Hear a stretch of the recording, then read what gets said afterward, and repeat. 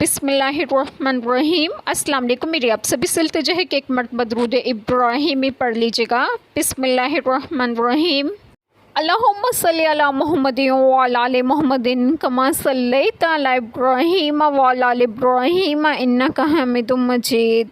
अल्लाहुम्मा बारिक अला मुहम्मदिन व अला आलि मुहम्मदिन कमा बारकता अला इब्राहीम व अला आलि इब्राहीम इन्नका हमीदुम मजीद। बिस्मिल्लाहिर्रहमानिर्रहीम।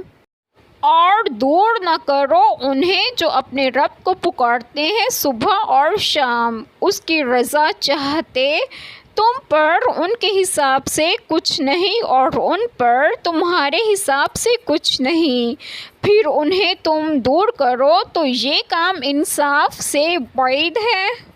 बिस्मिल्लाहिर्रहमानिर्रहीम।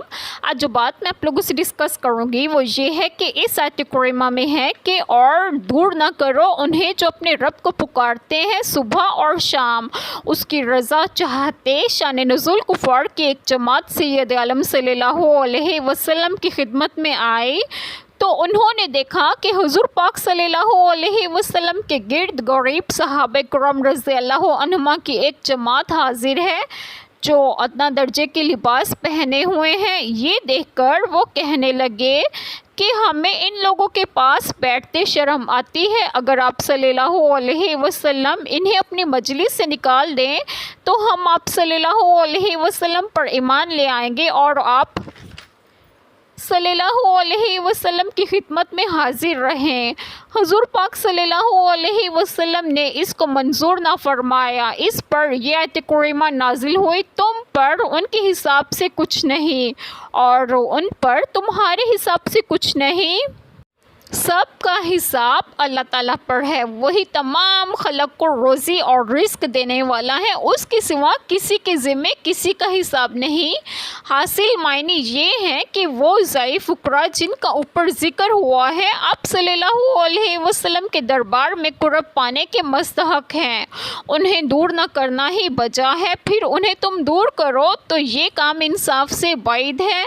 शुरू में मफलूक अल हाल लोगों ने ही इस्लाम को कबूल किया था, जिस पर कुरैश तंज करते थे कि इस शख्स यानी आप सल्लल्लाहु अलैहि वसल्लम के गिर्द हमारी कौम के अदना तबके के लोग जमा हैं, जैसा कि कौम नूह ने भी यही तंज किया था। सूरत शूरा आयत करीमा 111। इसी तरह तमाम अनबिया अलैहिस्सलाम ने मादिकदार और इंसानिकदार की जंग लड़ी है। कुरैश के रईस अज़ रोए तंज कहते थे, क्या अल्लाह ताला ने अपने फ़ज़्ल व करम के लिए हम में से सहीब रज़ियल्लाहु अन्हुमा, बिलाल रज़ियल्लाहु अन्हुमा और खबाब रज़ियल्लाहु अन्हुमा जैसों का इंतखाब किया है जिनके जिस्म से बदबू आती है?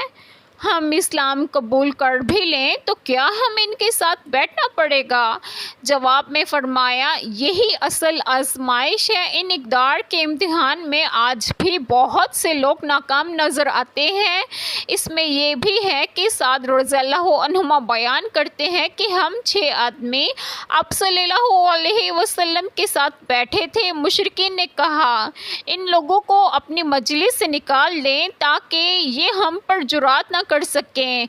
इन लोगों में मैं था, इब्ने मसूद रज़ियल्लाहु अन्हुमा और हज़ील रज़ियल्लाहु अन्हुमा का एक आदमी और 2 और जिनका मैं नाम नहीं लेता। तो रसूल अल्लाह सल्लल्लाहु अलैहि वसल्लम के दिल में अल्लाह ताला ने जो चाहा ख्याल आया। आप सल्लल्लाहु अलैहि वसल्लम अभी सोच ही रहे थे कि अल्लाह अज़्ज़ व जल ने ये आयत करीमा नाजिल फरमाई। इसमें है कि अल्लाह ताला के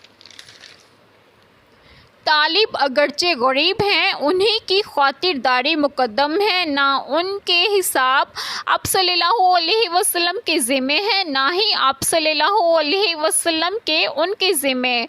तो इनका क्या कसूर है कि आप सल्लल्लाहु अलैहि वसल्लम उन्हें अपने से दूर करें, जिसके नतीजे में आप सल्लल्लाहु अलैहि वसल्लम ज़ालिम ठहरे?